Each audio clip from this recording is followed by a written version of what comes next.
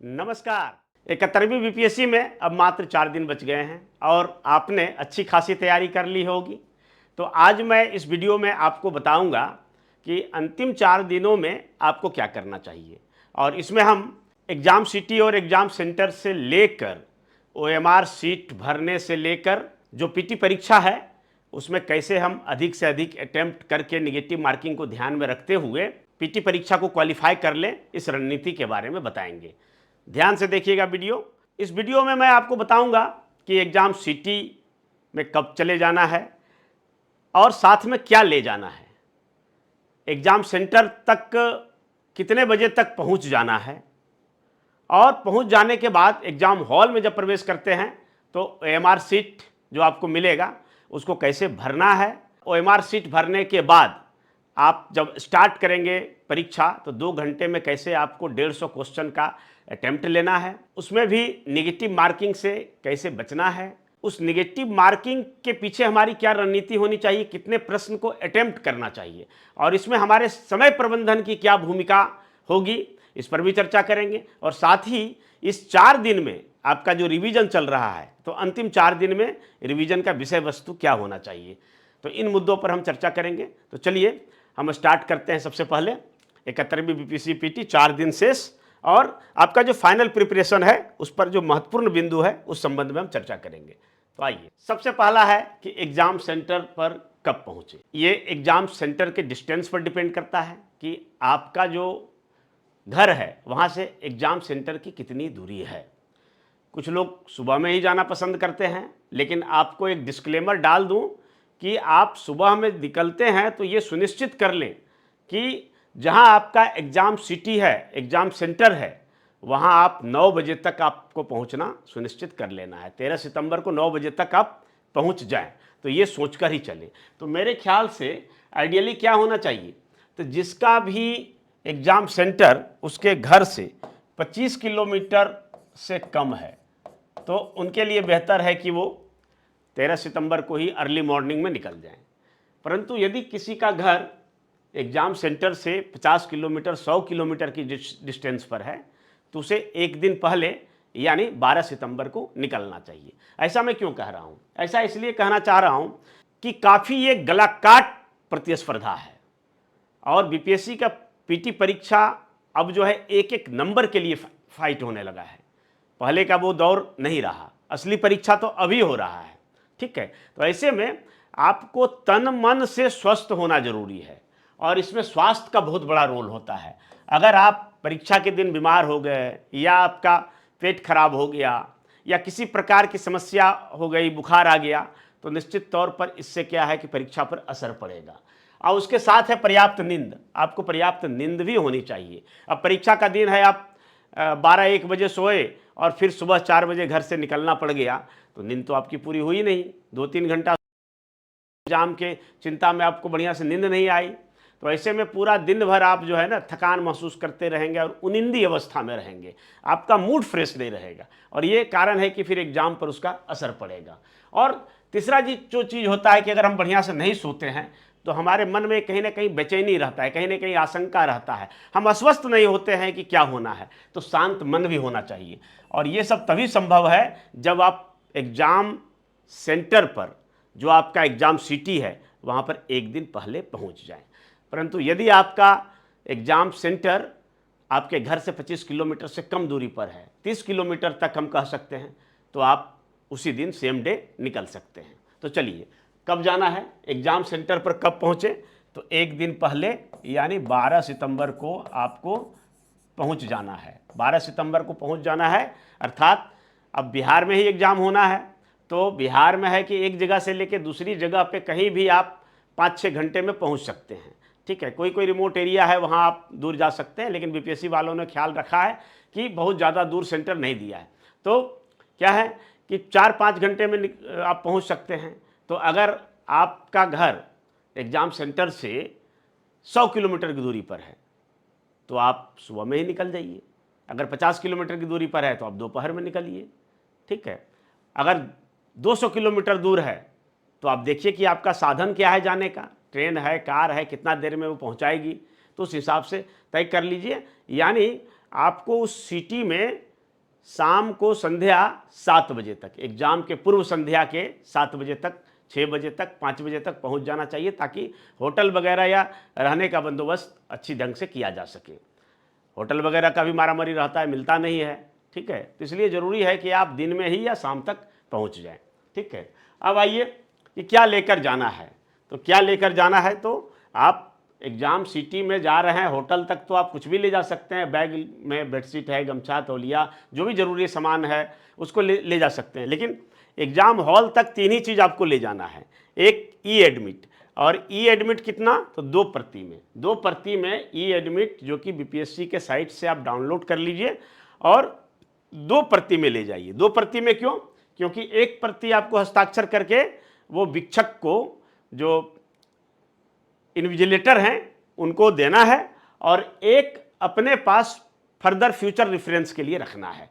जब भी कभी रिजल्ट वगैरह आएगा या रोल नंबर वगैरह, या फिर क्या होता है कि जब आपका इंटरव्यू होगा तो इंटरव्यू के टाइम में पीटी का एडमिट कार्ड, मेंस का एडमिट कार्ड भी मांगा जाता है, और वहाँ पर जिस परीक्षार्थी के पास वो नहीं रहता है तो उसको बड़ी परेशानी होती है। तो इसलिए 2 प्रति जो है अपने साथ ले जाना है। 1 प्रति आप अपने पास रखेंगे और एक हस्ताक्षर करके वीक्षक को देंगे। दूसरा है फोटो युक्त पहचान पत्र, आप ले जा सकते हैं। फोटो युक्त पहचान पत्र जिसमें फ़ोटो लगा हुआ है उसको ले जा सकते हैं। इसमें कई चीज़ें हो सकती है, जैसे ड्राइविंग लाइसेंस हो सकता है, वोटर आईडी कार्ड हो सकता है, आधार कार्ड हो सकता है, स्कूल कॉलेज का परिचय पत्र भी हो सकता है। लेकिन बेहतर होगा, चूँकि आपका आधार कार्ड फॉर्म भरने में लगता है, तो इसलिए आप आधार कार्ड ले जाएँ तो बढ़िया हो।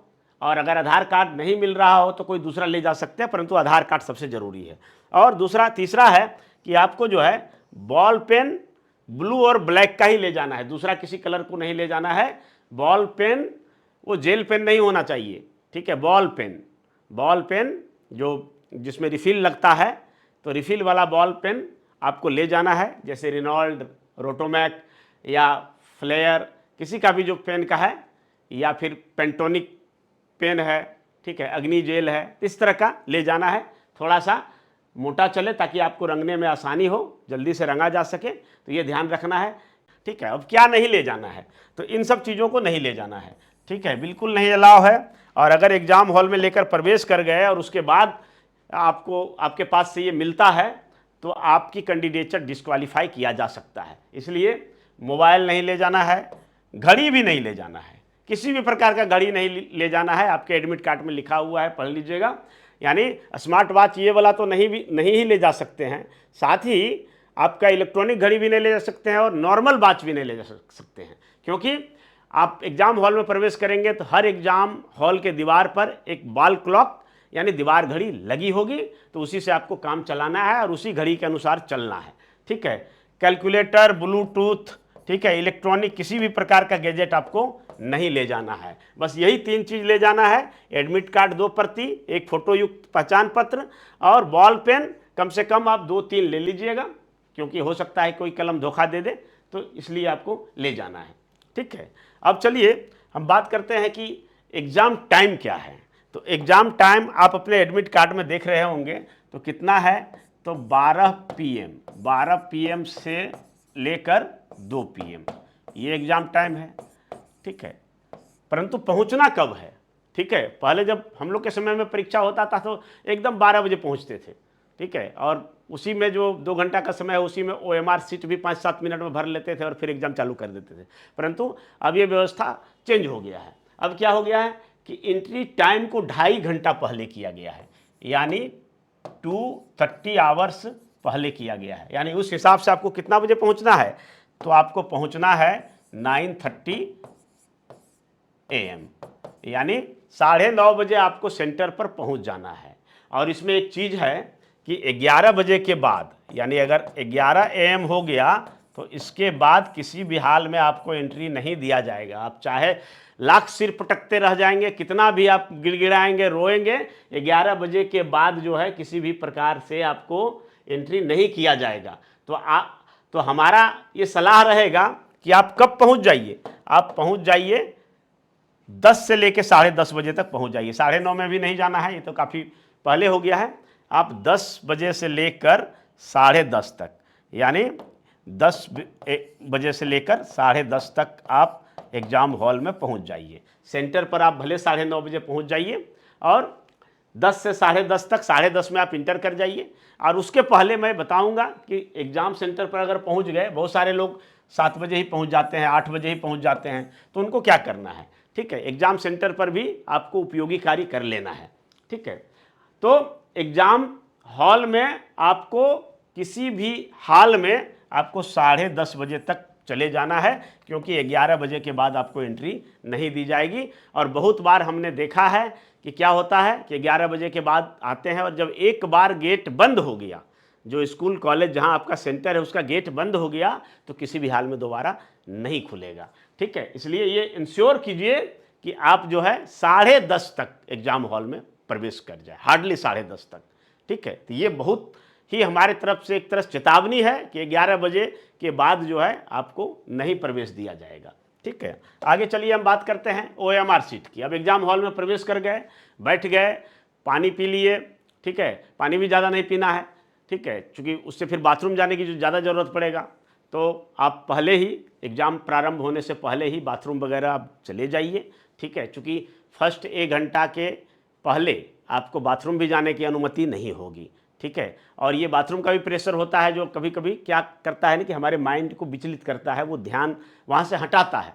इसलिए आप बढ़िया से फ्रेश हो लीजिए, बाथरूम चले जाइए, हल्का फुल्का पानी का बोतल रखिए साथ में। ठीक है, और कोशिश ये करिए कि उन 2 घंटों में हमें फिर जो है अपने सीट से उठने की ज़रूरत नहीं पड़े, क्योंकि उन 2 घंटों के बीच में भी आपको कई प्रकार के व्यवधान आएंगे। इन्विजिलेटर आएंगे, आपको जो है जो अटेंडेंस सीट है उस पर साइन करना है।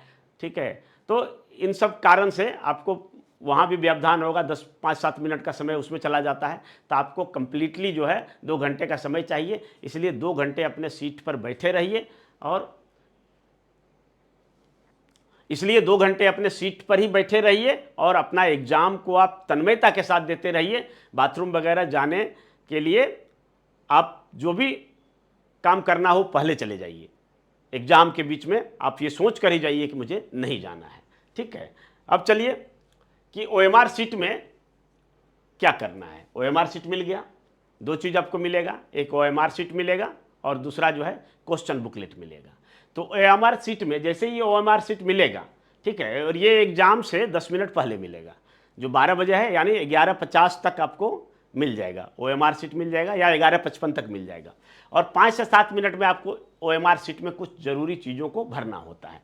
तो क्या भरना होता है, उसमें नाम लिखना होता है और सबसे जो महत्वपूर्ण चीज़ है वो रोल नंबर लिखना होता है, रोल नंबर। ठीक है, तो रोल नंबर ये कितना होगा, तो 6 डिजिट का रोल नंबर होगा, जैसे 853214। ठीक है, इस तरह का आपका जो है 6 डिजिट का रोल नंबर होगा। लेकिन यहाँ पर सबसे बड़ा ध्यान देने योग्य बात है कि साफ साफ आपके एडमिट कार्ड में लिखना है कि रोल नंबर भरना है, ये भरना है, ये नहीं भरना है, यानी रजिस्ट्रेशन नंबर नहीं भर देना है। चूंकि आपके एडमिट कार्ड में रजिस्ट्रेशन नंबर भी रहेगा और रोल नंबर भी रहेगा, तो रोल नंबर भरना है, रजिस्ट्रेशन नंबर नहीं भरना है। ठीक है, 6 डिजिट का रोल नंबर भरना है। ठीक है, और नाम का भी कॉलम रहेगा, तो चलिए आप नाम कर दीजिएगा। ठीक है, और भी कई चीज़ें होंगी, आपका कैटेगरी वगैरह भी भरना रहता है उसमें कि किस कैटेगरी में है, UR है, SC है, ST है, जनरल है, उसको भी सही ढंग से भरना है। अगर उसमें भी आप गलती करते हैं तो आपका कैंडिडेचर डिस्क्वालीफाई कर दिया जाएगा। रोल नंबर और बुकलेट सीरीज, रोल नंबर और बुकलेट सीरीज का गोला भी रंगना है। ये बात ध्यान रखिए कि आप अगर केवल रोल नंबर लिख दिए और उसका संगत, उसके जो कॉरेस्पेंडिंग जो सर्किल है उसको अगर डार्क नहीं किए तो उसमें भी आपका कैंडिडेचर समाप्त कर दिया जाएगा। ये सब टेक्निकल फॉल्ट कहते हैं। तो सबसे पहले एग्जाम में जो हम मेहनत कर रहे हैं उससे पहले टेक्निकल फॉल्ट नहीं हो तो 5 भले ही आपका एग्जाम का 5 मिनट चला जाए, उसमें चिंता मत कीजिए। ठीक है, लेकिन यहाँ आपको चिंता करना है कि जो जरूरी चीज़ें OMR सीट में भरना है उसको सही प्रकार से बिना गलती किए हुए सटीक रूप से उसको भर दें, ये सबसे पहला काम है। ठीक है, तो 6 डिजिट का रोल नंबर है। ठीक है, 6 डिजिट का रोल नंबर में आपको उसका संगत जो है कॉलम है वो रंगना है। ठीक है, तो कैसे रंगना है, तो मान लिया जाए कि 8 है, तो अब 1 है, यहाँ 2 है, यहाँ 3 है, तो इसके संगत वाला जो 8वां गोला रहेगा उसको रंग देना है। ठीक है, रोल नंबर ये जैसे ये है। ठीक है, फिर जो है मान लिया जाए कि एक गो है तो इसको रंग देना है, यानी ये 6 जो है रंगना है। ठीक है, जिसमें जो डिजिट रहेगा उसके अनुसार से रंगना है। ठीक है, ये ऊपर नीचे हो सकता है, चूँकि 1 से शुरू करेंगे तो 2, 3, 4, 5 से 8वां नंबर पर जहाँ होगा 8वां रंगेंगे, जहाँ पर 5 नंबर होगा वहाँ 5वां रंगेंगे, जहाँ 3 नंबर होगा वहाँ तीसरा रंगेंगे, वहाँ जहाँ 1 नंबर होगा फिर 4 नंबर होगा। इस तरह से संगत कॉलम को रंगेंगे। और बुकलेट सीरीज, अगर मान लिया जाए कि आपका बुकलेट सीरीज कैसा होता है, तो इसमें भी आपका जैसे ए हो सकता है या बी हो सकता है या सी या डी या इससे भी ज़्यादा हो सकता है, लेकिन normally A B C D होता है। और सभी में क्या होता है कि क्वेश्चन का जो अरेंजमेंट सिस्टम होता है वो अलग अलग होता है। क्वेश्चन एक ही रहेगा, सारे लोगों के लिए एक ही क्वेश्चन रहेगा, लेकिन क्वेश्चन की शुरुआत और जो क्वेश्चन का व्यवस्था है, अरेंजमेंट है, जो क्वेश्चन का क्रम है वो अलग अलग रहेगा। अगर मान लिया जाए कि आपका बुकलेट क्रम डी है, ठीक है, तो ये डी वाला संगत गोला आपको भर देना है, यानी ये वाला भर देना है ऐसे करके। सी वाला है, सी नहीं भरना है, बी नहीं भरना है और ये नहीं भरना है, ये वाला भर देना है ऐसे करके। तो ये दोनों चीज़ आप निश्चित रूप से भरिए। नाम वगैरह लिखना होता है, सेंटर का नाम लिखना होता है, ठीक है। तो ये सब वर्तमान में हो सकता है कुछ चेंज हुआ होगा, तो नॉर्मली क्या रहता है, नाम रहता है, सेंटर का नाम रहता है, रोल नंबर भरना रहता है, बुकलेट सीरीज भरना रहता है और तो कैटेगरी भरना रहता है, ठीक है। उसके बाद क्या है कि आपको इतनी सटीकता और इतना ध्यानपूर्वक भरना है कि आपको इसको मिटाने की ज़रूरत ना पड़े, क्योंकि बाद में आपसे अगर गलती हो गया और आप चाहेंगे कि व्हाइटनर चलाएं तो ये अलाउ नहीं है और आपका कैंडिडेचर डिस्क्वालीफाई कर देना है। यानी व्हाइटनर नहीं चलाना है, ब्लेड से आपको मिटाने की कोशिश नहीं करना है, इरेजर जो रबर होता है मिटाने वाला वो नहीं करना है, ये सब नहीं करना है। आपको एक ही बार में बॉल पॉइंट पेन से भरना है और सही तरीके से भर देना है, ताकि हमको बाद में उसको मिटाने, रगड़ने या काटने कूटने की ज़रूरत नहीं हो, ठीक है। OMR शीट पर किसी भी प्रकार का पहचान नहीं लिखेंगे, जैसे बहुत लोग होता है कभी कभी जो है श्री गणेश साय नमा ओम ऐसे कुछ लिखते हैं, तो ये सब नहीं लिखना है। ये सब लिखने के बाद क्या है कि आपकी कैंडिडेचर जो है डिस्क्वालीफाई कर दिया जाएगा, ठीक है। तो ये OMR शीट में कुछ ज़रूरी चीज़ें हैं। और क्या है तो इसको देख लीजिए। अब एग्ज़ाम जो है उसी OMR शीट में आपको एग्ज़ाम का उत्तर रंगना है, ठीक है। तो एग्ज़ाम कैसा होगा, तो एग्ज़ाम सभी लोग जानते हैं कि ऑब्जेक्टिव होगा। ऑब्जेक्टिव एग्ज़ाम होगा यानी वस्तुनिष्ठ एग्ज़ाम होगा, और MCQ होगा यानी मल्टीपल चॉइस टाइप क्वेश्चन, यानी एक प्रश्न रहेगा और उसके 4 विकल्प रहेंगे। इसको बहुवैकल्पिक प्रश्न कहते हैं, ठीक है। तो 4 प्रश्न रहेंगे और उनमें से किसी एक सही प्रश्न को चुनना है, या फिर उनमें से जो सबसे ज़्यादा सही है उसको चुनना है, ठीक है। कितने प्रश्न रहेंगे तो 150 प्रश्न रहेंगे। 150 प्रश्न में है, जैसा कि आप जानते हैं कि 140 प्रश्न जीके जीएस के रहेंगे और 10 प्रश्न मैथ के रहेंगे। और 150 प्रश्न के लिए नंबर भी कितने रहेंगे तो 150 रहेंगे, ठीक है।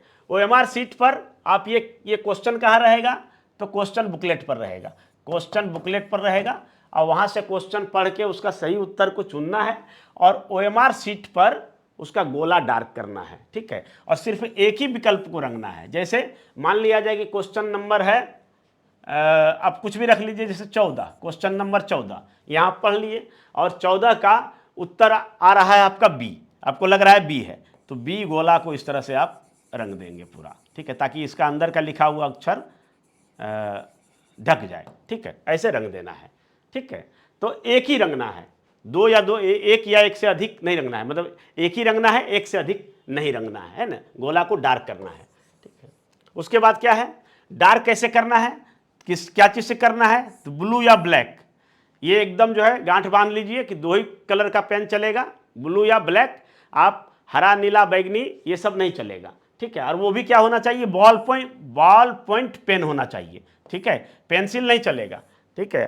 पेंसिल आप यदि लेके जाने के लिए सोच रहे हैं तो आप पेंसिल रख दीजिए, पेंसिल वहाँ नहीं चलेगा, आपको बॉल पॉइंट से ही रंगना है, ठीक है। और एक बार जब आप उत्तर अंकित कर दिए तो ये उत्तर जो है भले आपका गलत क्यों ना लग रहा हो, इस उत्तर में बदलाव नहीं करना है, ठीक है। वो हो गया। अगर आप गलती से रंगा गया गलत, कैसे गलती से गलत रंगाता है ये भी हम बता देंगे, ठीक है। तो इसको नहीं करना है, ठीक है। और काट कूट या परिवर्तन भी नहीं करना है। आप जैसे सोचेंगे चलिए इसका रे अब तो लग रहा है कि सी होना चाहिए, बी हम कर दिए तो सी, तो इसको किसी तरह से मिटाने के लिए या कट कूट ऐसे ये सब करना नहीं है, ठीक है। वो आपका एक प्रश्न जो है गया, ठीक है। आप दूसरे प्रश्न पर ध्यान देना है। गोला रंगते समय एक और ध्यान रखना है, जो अमूमन लोग गलती करते हैं और मैंने भी कई बार गलती किया है, तो उस पर मैं जो है थोड़ा सा आपका ध्यान आकृष्ट करा देता हूँ कि क्या गलती होती है।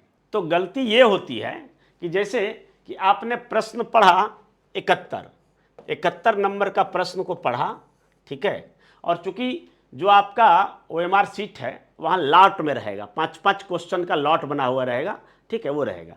अब 71 नंबर का क्वेश्चन आपने पढ़ा, ठीक है, और आपको लगा कि ये 71 नंबर का क्वेश्चन चलिए नहीं आ रहा है, समझ में नहीं बन रहा है, इसको बाद में देखेंगे या फिर इसको छोड़ रहे हैं, ठीक है, इसको छोड़ दिए। फिर आप 72 पर चले आए, 72 नंबर का क्वेश्चन पढ़े, ठीक है, तो ये इसका उत्तर आया बी, ठीक है।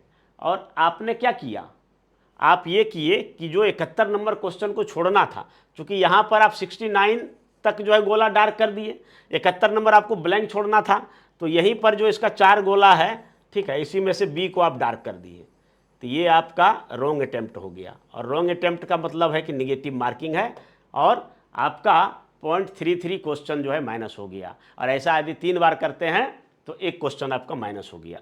तो ये ध्यान देना है कि हम जिस प्रश्न को पढ़े हैं, जिस नंबर का प्रश्न पढ़े हैं, उसी का संगत गोला डार्क हो, ठीक है। इसके लिए आपको कार्य करने की जरूरत है, इसके बारे में मैं बताऊंगा, ठीक है। अब चूंकि निगेटिव मार्किंग है तो निगेटिव मार्किंग के लिए अलग से रणनीति होनी चाहिए। मैं संक्षेप में अभी बता देता हूं निगेटिव मार्किंग से कैसे बचा जाए, ठीक है, और OMR सीट में कैसे गलतियां ना हो, इसके संबंध में मैं एक अंतिम जो है यानी 11 या 12 सितंबर को एक और वीडियो बनाकर आप लोगों को बताऊंगा। तो चलिए निगेटिव मार्किंग के बारे में भी देखते हैं। निगेटिव मार्किंग से बचने का तरीका सबसे पहले तो ये है कि जो प्रश्न आपको बिल्कुल नहीं आता है उसको छोड़ देना है। अब कितना छोड़ना है ये भी बताना है। 150 क्वेश्चन है, कितना प्रश्न छोड़ दें। अब 150 क्वेश्चन में से आपको 75 क्वेश्चन ही आता है, अब 75 क्वेश्चन छोड़ देंगे तो आप वैसे ही रेस से बाहर हैं, तो वो नहीं करना है। यहाँ भी ध्यान रखना है कितना हमें छोड़ना है। तो निगेटिव मार्किंग में क्या है कि जो प्रश्न बिल्कुल नहीं आता है उसको छोड़ देना है, लेकिन जो प्रश्न आता है, ठीक है, तो उस प्रश्न को भी काफ़ी ध्यानपूर्वक पढ़ना है। कम से कम आपको भले लगे कि ये तो एकदम आसान प्रश्न है, इसका प्रश्न पढ़ते ही आपने देख लिया कि ऑप्शन इसका सी होगा, ठीक है, लेकिन फिर से एक बार पढ़िए। क्यों पढ़िए? तो मैं एक अपना उदाहरण बताता हूँ।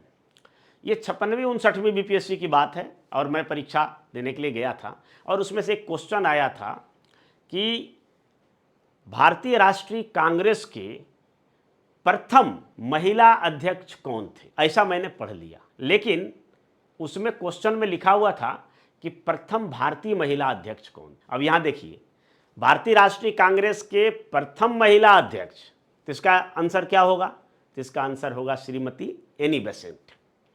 लेकिन वो विदेशी थी, वो अपने भारत देश की नहीं थी। अब है क्वेश्चन, अगर हमने ऐसा पढ़ा होता कि भारतीय राष्ट्रीय कांग्रेस के प्रथम भारतीय महिला अध्यक्ष कौन है, तो उसका उत्तर होता सरोजिनी नायडू। तो एनी बेसेंट का आंसर ऑप्शन जो था, एनी बेसेंट बी में था और सरोजिनी नायडू सी में था। करेक्ट आंसर होना चाहिए सी, जबकि हमने गोला डार्क कर दिया बी, क्योंकि हमने क्वेश्चन को ध्यान से नहीं पढ़ा। क्यों नहीं ध्यान से पढ़ा?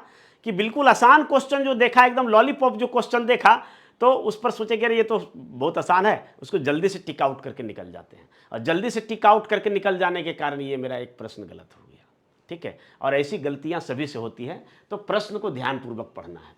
और जब आप ऑप्शन देख रहे हैं तो ऑप्शन काफ़ी सोच समझ कर किसी निष्कर्ष पर पहुंचना चाहिए कि क्या आपका उत्तर होगा। इसमें सोच विचार करना है। कितना सोच विचार करना है? ज़्यादा नहीं करना है, लेकिन एक बार चारों ऑप्शन को गौर करिए, ठीक है, और उसको एलिमिनेशन प्रोसेस से आप जो है छांटिए। हालांकि हर जगह एलिमिनेशन प्रोसेस नहीं चलता है, लेकिन एलिमिनेशन प्रोसेस क्या होता है, कभी कभी लोग तुक्का भी लगाते हैं। तुक्का लगाने का भी तरीका होता है, कैसे तुक्का लगाया जाए, इन सब मुद्दे पर भी हम लास्ट वीडियो में बात करेंगे, ठीक है। तो पहले सोच समझ कर आपको उत्तर जो है देना चाहिए, ठीक है। प्रश्न को ध्यानपूर्वक पढ़ लिए, सोच समझ कर उत्तर डिसाइड कर लिए। और एक चीज़ और आपको ध्यान में रखना है कि आपको 120 मिनट में 150 प्रश्न जो है सॉल्व करना है। अब ये बताइए क्या सफिशिएंट टाइम है कि इनसफिशिएंट है, ठीक है। तो मैं कहता हूँ कि ना इनसफिशिएंट है ना सफिशिएंट है, एकदम मॉडरेट है। यानी कहा जाए कि 150 प्रश्नों का सॉल्व कितने समय में किया जा सकता है। तो कुछ तो इतने वीर बहादुर होते हैं कि वो एक ही घंटा में सारा प्रश्न यानी 60 मिनट में सॉल्व करके बैठ जाते हैं। हालांकि उस हड़बड़ी में उसका गलती भी होता है।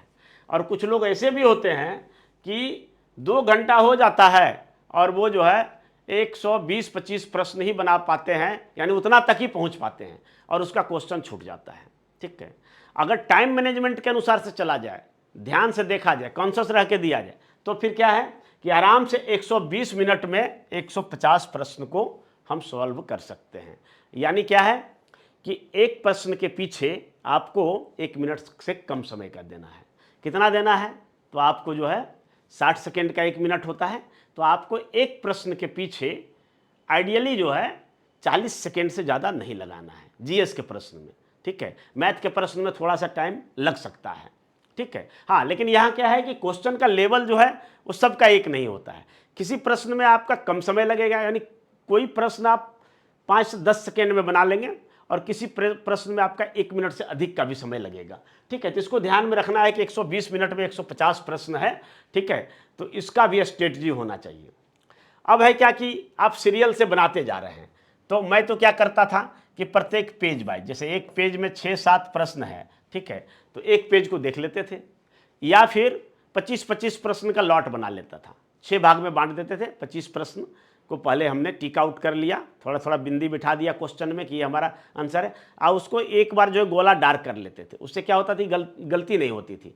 और एक क्वेश्चन सॉल्व किए और फिर उसका संगत गोला को डार्क किए, इसमें क्या होता है कि देर भी होता है। ठीक है, तो समय बचाने के लिए आपको ये करना पड़ेगा कि कुछ जो है, या तो आप पेज वाइज कर लीजिए कि हम 4 पेज बनाए और 4 पेज जो है टिक आउट करने के बाद 4 पेज का गोला डार्क कर लेते हैं, या फिर आप 25 क्वेश्चन का स्लॉट बना लीजिए, 30 क्वेश्चन का बना लीजिए, 30 पंचे 150 हो जाएगा, या कुछ लोग 50-50 क्वेश्चन का भी स्लॉट बनाते हैं। तो जैसा आपको सही लगे वैसा बना सकते हैं।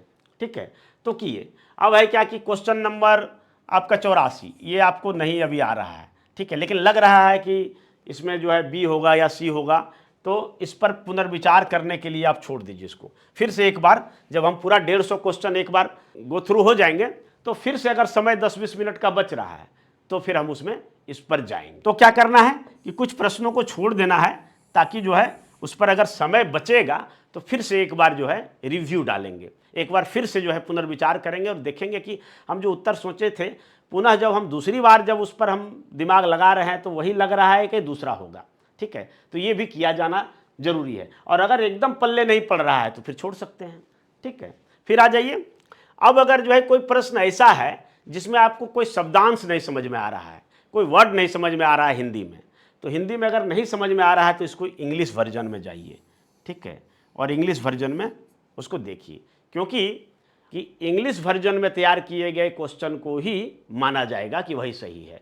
जैसे मान लिया जाए कि इंग्लिश में किसी शब्द का जो मीनिंग दिया हुआ है और हिंदी में सही ढंग से उसका अनुवाद नहीं हो पाया, तो ऐसे में इंग्लिश को ही माना जाएगा कि इंग्लिश वाला ही सही है।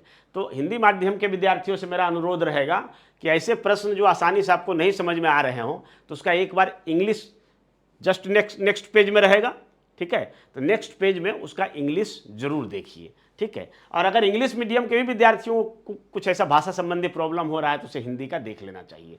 ठीक है, तो निगेटिव मार्किंग से हम संक्षेप में इसी तरह से बचने का सलाह देते हैं। अब सवाल है कि निगेटिव मार्किंग भी है और हमें जो हमारे कैटेगरी में जो कट ऑफ है वहाँ तक पहुँचना भी है, तो कितना अटैम्प्ट लेना चाहिए। ठीक है, ये ज़रूरी मुद्दा होता है, कितना प्रश्न का अटैम्प्ट लेना है, ये काफ़ी महत्वपूर्ण मुद्दा है। वैसे में जब निगेटिव मार्किंग हो, पहले हम लोग के ज़माने में निगेटिव मार्किंग नहीं होता था, तो हम लोग डिटरमाइंड होते थे कि पूरा 150 बनाना है, एक प्रश्न भी छोड़ना नहीं है, भले आए या नहीं आए, भले तुक्का मारे। लेकिन अब क्या है कि आपको निगेटिव मार्किंग को ध्यान में रखना है। तो निगेटिव मार्किंग को ध्यान में रखने से पहले हमको ये देख लेना होगा कि कट ऑफ कितना है। तो हम कट ऑफ के फेर में बहुत ज़्यादा नहीं जाते हैं, एक नॉर्मल रेंज रख लेते हैं। तो जैसे अगर UR कैंडिडेट हैं, हम मेल की बात करेंगे, फीमेल की नहीं बात कर रहे हैं। ठीक है, तो 95 से 100 के बीच जो है कट ऑफ जा सकता है। अगर BC MBC है, दोनों को मिलाकर अगर देखें तो यहाँ पर हम देख सकते हैं कि 85 से लेके 95 तक कट ऑफ जा सकता है।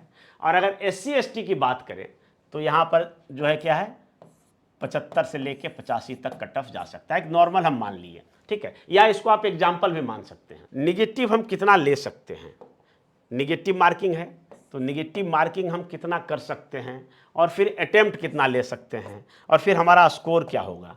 इन तीनों पर एक हम जो है ना एक विश्लेषण प्रस्तुत करते हैं। जैसे कि मान लिया जाए कि आपको अपने प्रश्न को देखा और 100 प्रश्न आप अपने अनुसार से बिल्कुल सही सही बनाया। 100 प्रश्न आपको लग रहा है कि 100 प्रश्न बिल्कुल 100% मेरा सही होगा, एक भी इसमें गलत नहीं होगा। अब आप सोच रहे हैं कि चलो 40 प्रश्न और हम बना देते हैं, ठीक है, जो कन्फ्यूजन वाला है, जिसमें हमको नहीं समझ में आ रहा है कि इसका उत्तर यही होगा, ठीक है, थोड़ा सा डाउटफुल है, तो वो 40 प्रश्न आप बना दिए। तो ये जो 40 प्रश्न आपने डाउटफुल बना दिया, ठीक है, अब 100 में ही रह जाना है कि 40 और बढ़ना है, ये आपके विवेक पर डिपेंड करता है। परंतु ये बात आप जान लीजिए कि 100 नंबर जो आप सोचकर बनाए हैं कि कन्फर्म सही है हमारा, तो उनमें से भी आप मान लीजिए कि जब आप आंसर शीट मिलाएंगे तो कभी कभी बीपीएससी का भी क्वेश्चन का जो आंसर होता है वो अपने हिसाब से देता है उस कारण से, या कभी कभी जिसको आप कन्फर्म सही माने तो वो जब आप मिलाएंगे जाकर तो कन्फर्म गलत हो जाएगा। तो आप 100 जो किए हैं तो इसको आप मान लीजिए कि 90 ही सही होगा, 10 प्रश्न इसमें से भी माइनस हो जाएगा। एकदम आप भले ही सीना ठोक के क्यों ना कह दें कि 100 का 100 मेरा सही होगा, तो 90 ही होगा। तो यहाँ पर क्या है कि आपका जब कट ऑफ ही 95 है तो 90 बनाने से तो आप बाहर हो गए, तो आपको रिस्क लेना पड़ेगा। तो ये रिस्क 40 ले लिए। अब 40 रिस्क ले लिए तो 40 में अब एक आप प्रयोग करके देखिएगा कि 4 ऑप्शन वाले प्रश्न में आप क्या है कि आपको नॉर्मली क्वेश्चन पढ़ना है और उसका जो है टिक आउट, जब बहुत ज़्यादा दिमाग नहीं लगाना है और आपको सही करते जाना है, ठीक है, टिक लगाते जाना है। तो क्या होगा, कितनी संभावना है कि इस 40 में से कितना प्रश्न आपका सही हो जाएगा, ठीक है। तो 4 ऑप्शन वाले में एक नॉर्मल जो रेशियो होता है वो होता है कि आपका 25% प्रश्न सही होगा, ठीक है, 25% सही होगा और 75% प्रश्न जो है गलत हो जाएगा, ठीक है।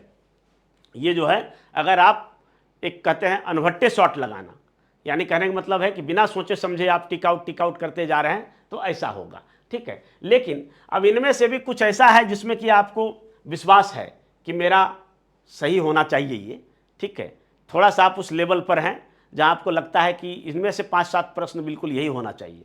तब क्या होगा, तब ये रेशियो बढ़कर हो जाएगा, यहाँ पर 30 से 40 के बीच हो जाएगा और ये रेशियो यहाँ पर घट के क्या हो जाएगा, 60 से 70 हो जाएगा।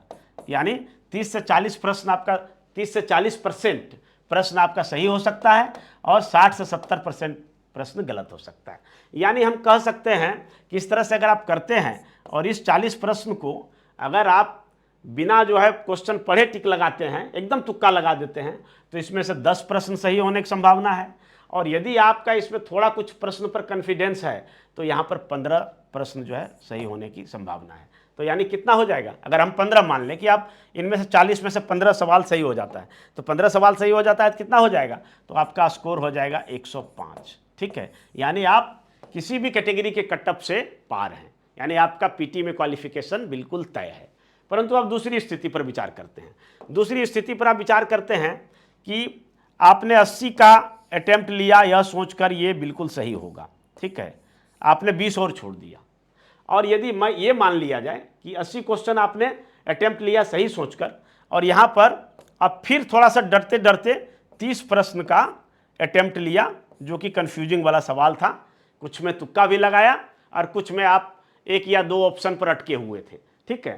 तो 80 प्रश्न, अब 80 प्रश्न का हम यदि ये मान लें कि 80 एकदम आप कॉन्फिडेंस के साथ लगाए, एक भी गलत नहीं है, और 80 का 80 मान लेते हैं कि 80 आपका जो है सही हो गया, एकदम जो है 80 का 80 मान लेते हैं कि 80 आपका बिल्कुल सही हो गया, ठीक है। और इस 30 में से हम 30% सवाल मान सकते हैं कि आपका सही हुआ, तो प्लस कितना होगा 10, यानी हो जाएगा 90। तो 90 हो जाएगा।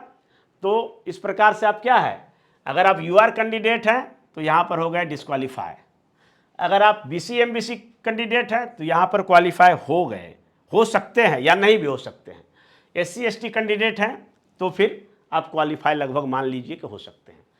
तो इस विश्लेषण से आपको पता लग गया होगा कि क्या बेहतर तरीका हो सकता है और कितना अटेम्प्ट लेना चाहिए। तो मेरे ख्याल से आइडियली क्या करना चाहिए, है ना, तो करना ये चाहिए कि कट ऑफ जैसे अगर आपका 100 के आसपास हम अराउंड रख लेते हैं, एक मान लेते हैं कि 100 कट ऑफ होगा, ठीक है, तो इसमें से अगर निगेटिव चला जाए और हम प्रश्न को ऐसा लगाएं जिसमें निगेटिव होने की संभावना है, तो 40 प्रश्न इधर रख लें, ठीक है, और अटेम्प्ट हम 100 ले लें, ठीक है।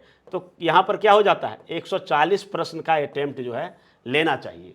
या आप और भी थोड़ा सा सिक्योर चाहते हैं तो कम से कम 130 प्रश्न का अटेम्प्ट लेना चाहिए, ठीक है। और इस तरह से आपको एनी हाउ स्कोर कितना करना है, तो स्कोर करना है 100 प्लस, यानी 100 प्लस स्कोर करना है।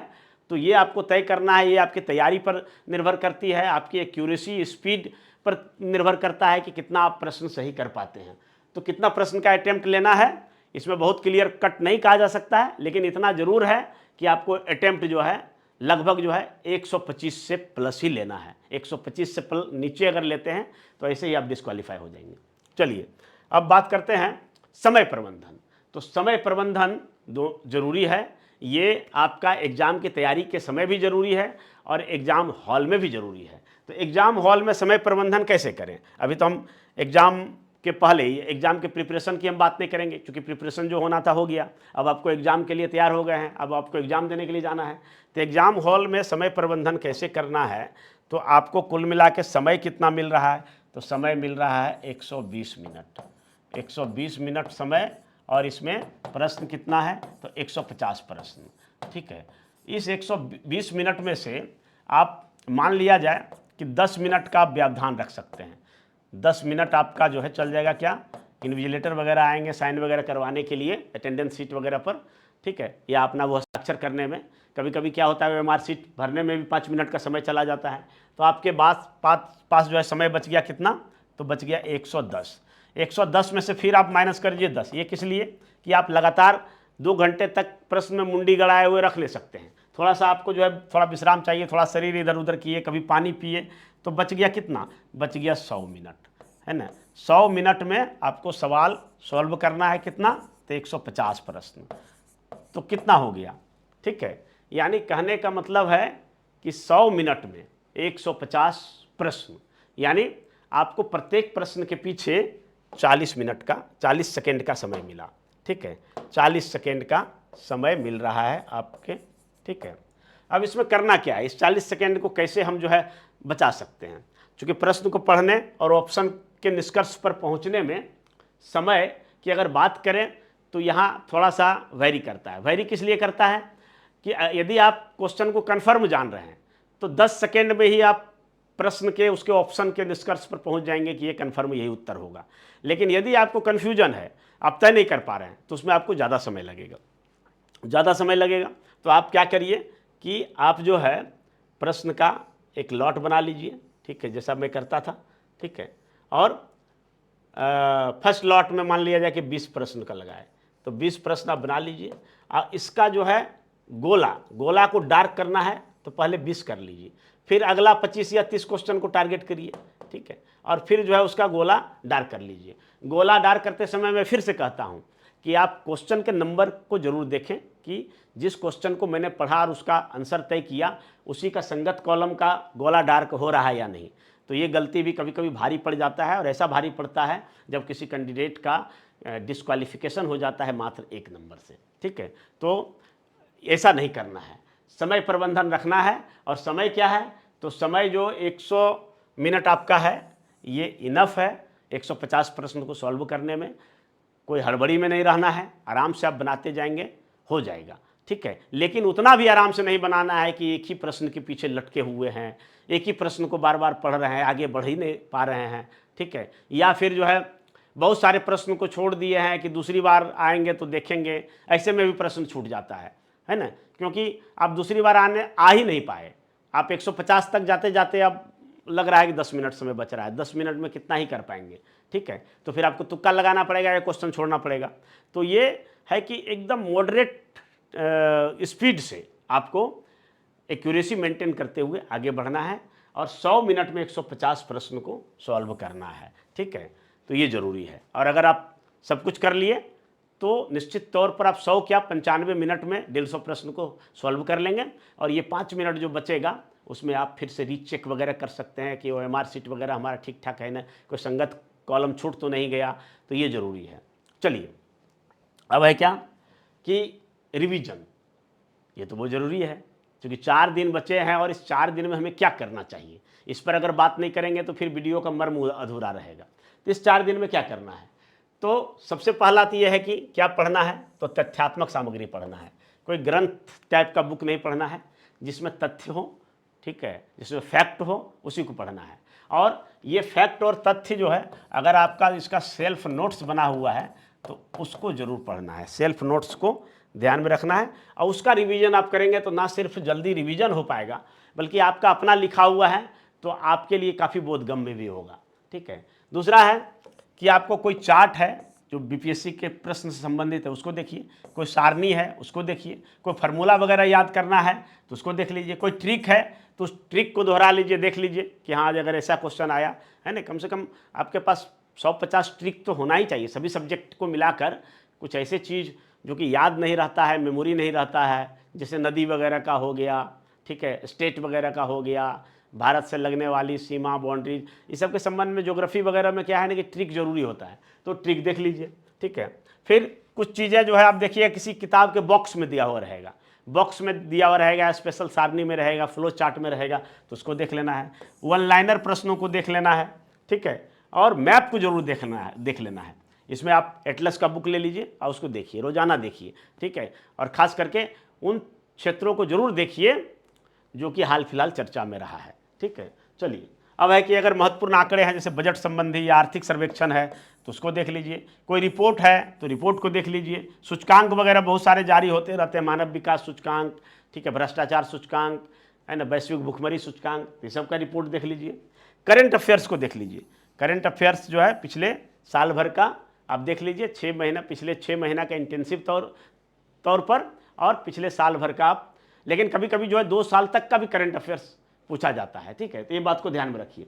फिर क्या करना है कि जो विविध सामान्य ज्ञान है, अगर लुसेंट बुक की बात करें तो उसके पीछे में जो विविध सामान्य ज्ञान है उसको एक बार फिर से देख लेना है। भले आपको लगे कि अरे ये सब चीज़ तो बहुत हल्का फुल्का चीज़ है, ये सब तो हम जानते हैं, लेकिन लास्ट टाइम में उसको दोहरा लीजिए, देख लीजिए, समझ लीजिए। उससे क्या होगा ना कि बहुत बार क्या होता है, कन्फ्यूजन की स्थिति हो जाती है, जैसे कि देश, राजधानी, आविष्कार, आविष्कारक, ठीक है, भारत में प्रथम, विश्व में प्रथम, महिलाओं में प्रथम, ठीक है, तो इस सब चीज़ को फैक्ट, संसार में सबसे ऊंचा, लंबा, बड़ा, छोटा, है ना, ये सब फैक्ट जो है जरूर देख लीजिए। नदियों के किनारे बसे शहर, वन्य जीव अभ्यारण्य, नदी पर बने बांध, ये सब जो आंकड़े हैं, ये सब जो है ना, भले आपको लगे कि आसान है, लेकिन कई बार क्या होता है कि इसमें भी प्रश्न गलत होता है, तो इसको देख लीजिए। और बिहार विशेष, चूंकि बिहार का प्रश्न है तो कम से कम 25 प्रश्न रहेगा बिहार से, बिहार स्पेशल, तो बिहार के इतिहास, कला, संस्कृति, भूगोल, अर्थव्यवस्था और बिहार के संबंध में जो आंकड़े हैं उसको जरूर देख लीजिए। और इस तरह से करते हुए ये 4 दिन में आप कंप्लीट रिवीजन करके जाइए, किसी प्रकार का संशय नहीं रहेगा, आपका आत्मविश्वास बना हुआ रहेगा, हौसला बुलंद रहेगा, तो एग्जाम भी जो है ना एकदम बुलंदी से आप दीजिएगा, ठीक है। तो चलिए अब हम इस क्लास को अंत करते हैं अपने एक स्लोगन के साथ, हमेशा की तरह, कि मेहनत और सटीक रणनीति से सफलता का मार्ग प्रशस्त किया जा सकता है। अगर आप मेहनत करेंगे और वो मेहनत करेंगे सटीक रणनीति के साथ, सही दिशा में करेंगे, तो निश्चित तौर पर आपका बीपीएससी पीटी क्वालिफाई होगा, ये हमारा विश्वास है। आप गांठ बांध लीजिए। धन्यवाद। जय हिंद।